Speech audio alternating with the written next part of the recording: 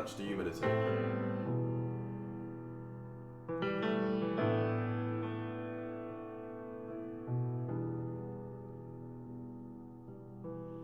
Great Spirit, Between like 5 and 10 minutes, not that much, just short and sharp.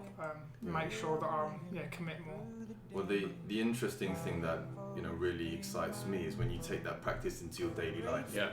And it's like the practical application of mindfulness throughout the day, where you're using your regular practice to kind of as almost like a gym exercise where you strengthen, so that in those moments throughout the day, especially when it's like a meeting with the boss or something a bit more extreme, you got a bit more. You got the tool is a bit sharper for you to go and be in the right mindset leading up to that event, handling that event, and how you then respond to it. Yeah, it's like thereafter. How you react and being aware of how you react in that. And I think it allows you to, obviously you can't stop your thoughts, but you can certainly, I feel, direct them and let go of them. So once you start to let go of the negative ones and see them pass by, because from meditation you practice not being an observer of your thoughts, and that you are not your thoughts.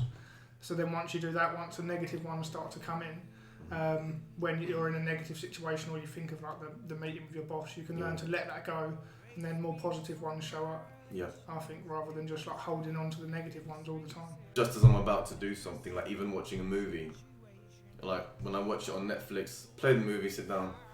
Oh, this movie doesn't look that good, I should play another one.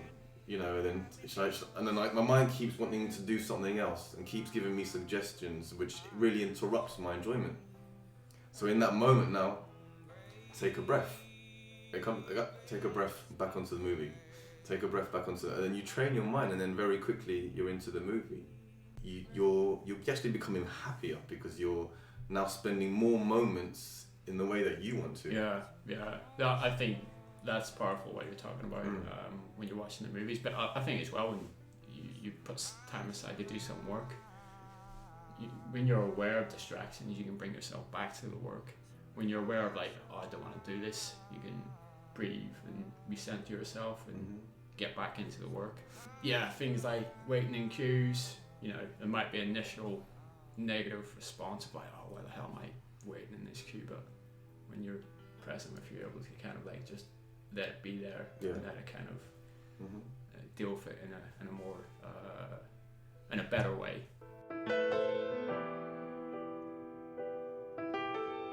Great Spirit system collapse. Nothing but the earth will last. One great thing about it is to change your whole perception of who you are as well. Some people think that they're bad people, or they're too skinny, or they're too fat, or they're not good enough, and they don't have a good relationship.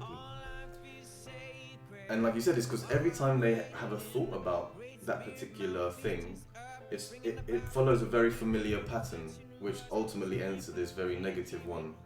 When you sit down and someone helps to explain that, you have thousands and thousands, about 70,000 every day. And we know that the majority of these are negative. Through evolution, it's helped us get here. Yeah. So, but they're negative. But once you realize that, it's not every thought that I have, I actually have to A, put an emotion, and B, don't have to, identify it with it 100%. You create that bit of a distance. For example, in school, I was always told I was stupid, I wouldn't do well in my GCSEs, and they're almost labels that you adopt. I'm stupid, if you like. Whereas now I'm not, obviously. And I've been training and learning, and like I say, I'm completely different, but those labels, if you like, are still embedded in me. And so just to end that point on the white square is that, so the more that you do it, the more you realise that you're cutting out your black squares, and that ultimately even the black squares are not black squares. Some